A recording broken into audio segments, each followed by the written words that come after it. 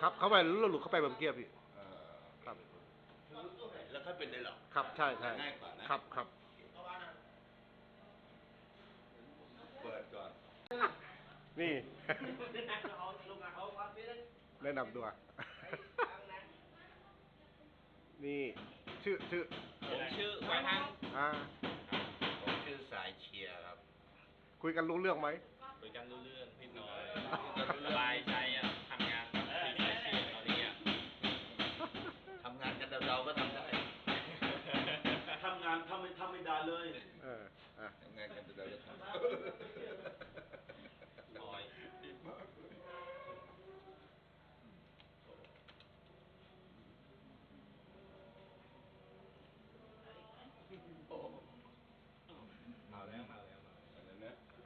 มาแล้ว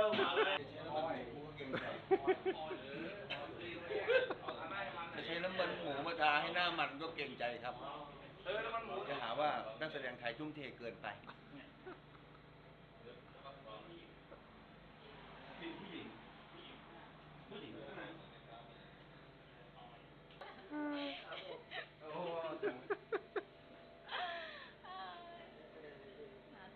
น้องช่วง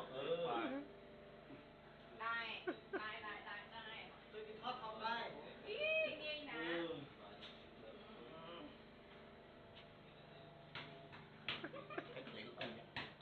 อย่างงี้อะ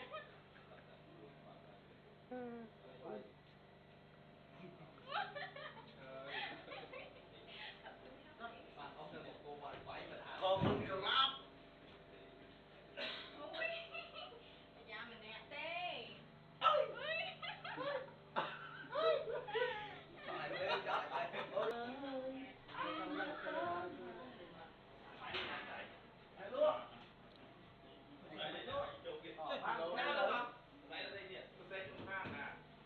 เคเอาคนยืนใส่ถุงรองพุงอ่ะนี่คนรองปีเอาไปเลยไปเป็นคนกับพ่อนี่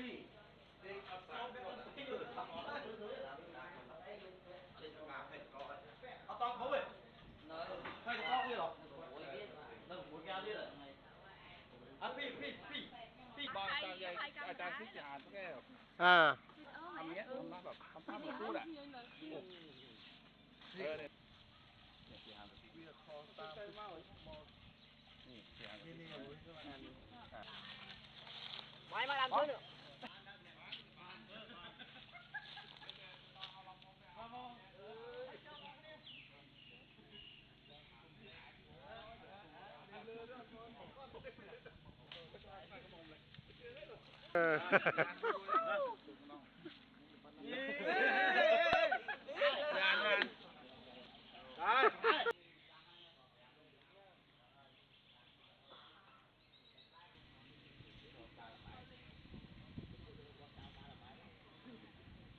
ร้องไห้เรานึก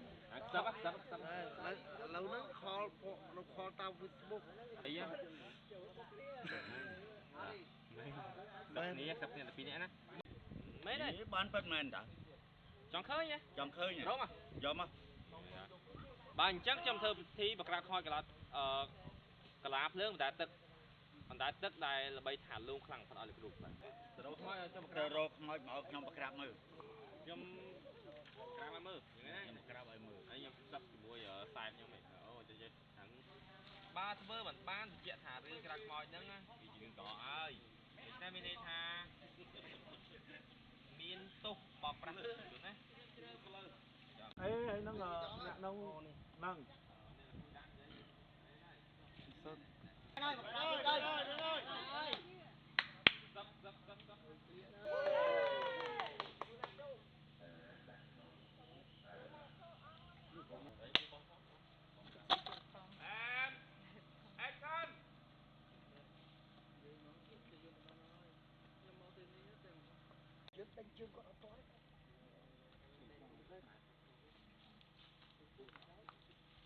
ចាប់ដឹងរកខ្មោចឲ្យខ្ញុំក្រាបមកបើលោកចង់ដឹងលោករកខ្មោចមកឲ្យខ្ញុំបាក់ក្រាបឲ្យ